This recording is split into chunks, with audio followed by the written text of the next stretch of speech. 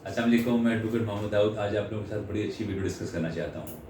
हमारे finance act 2023 के अंदर एक छोटी सी अमेंडमेंट की गई है इनकम टैक्स के सेक्शन 4C में।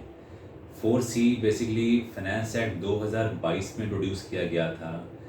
एफबीआर ने सुपर टैक्स चार्ज कर दिया है हायर ब्रैकेट इनकम वालों के लिए, जिनकी इनकम कुछ बहुत ज़्यादा बनती है।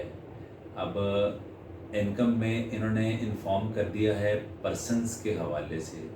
अब पर्सन्स में आपको पता है, पर्सन्स को एक्सप्लेन करने जाएं तो बहुत से उसमें इंडिविजुअल्स भी आ जाते हैं, उसमें प्राइवेट कंपनीज भी आ जाती हैं, पब्लिक कंपनीज भी आती हैं, फर्म्स आती हैं, इंडिविजुअल्स भी आते हैं, एसोसिएशंस भी आती हैं। उसके अलावा वो स्टेक होल्डर्स भी हैं जो इसमें शामिल हैं, जो एक्चुअली अपनी रिटर्न फाइल करते हैं।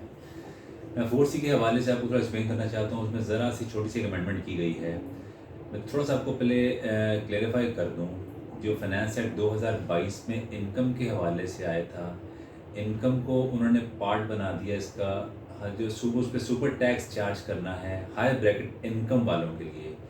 इनकम में प्रॉफिट ऑन डेट को भी शामिल कर दिया इन्होंने। जितने क्लासेस ऑफ इनकम्स हैं ना, उससे कंसर्न जो कुछ भी मैटर्स आते हैं, चाहे आप प्रॉपर्टी इनकम हो, बिजनेस इनकम हो, आपकी कंपनी के मैटर्स हों, कुछ किसी मामले में आपको इनकम आ रही है, आपके एक्सपेंसेस करने के बाद आपको नेट प्रॉफिट आता है, उस पर सुपर टैक्स चार्ज किया जाएगा। सुपर टैक्स को क्लैरिफाई किया है इन्होंने, थोड़ा सा एलेबोरेट कर दिया है। मज़ीद इस पे बाकी जो मेजर चीज़ें हैं वो तो उन्होंने रेट ऑफ टैक्स तो वही रखा है, चंद कुछ स्लैब्स पे उन्होंने चेंजेस कर दी हैं। वो क्या है, क्या थोड़ा सा आपको बताता हूँ। फाइनेंस एक्ट 2022 के अंदर इन्होंने जो चीज़ें निकाली, उसमें इनकम ब्रैकेट अगर आपकी 150 मिलियन मतलब 150 मिलियन से ऊपर को 15 करोड़ से ऊपर जाती है, उस पर जो सुपर टैक्स था वो 0% था। इसके साथ साथ इन्होंने ब्रैकेट किया 150 मिलियन से लेके 200 मिलियन पे 1% चार्ज कर लिया गया। इसी तरह 200 मिलियन से लेके 250 मिलियन पे 2%। ये मैं आपसे जिक्र कर रहा हूँ 2000 फाइनेंस एक्ट 2022 के हवाले से, जो पिछले साल ये सेक्शन इंट्रोड्यूस किया गया है। उसमें जो रेट डाले गए थे इनकम ब्रैकेट्स के हवाले से सुपर टैक्स पे, ये वो हैं। इसी तरह 250 मिलियन से लेके 300 मिलियन तक के टाइम पीरियड में इन्होंने 3% कर दिया है। इसी तरह 300 मिलियन से लेके 350 मिलियन और 300 मिलियन से अबव पे जो रेट था वो चल रहा था 4%। इसी तरह 400 मिलियन से लेके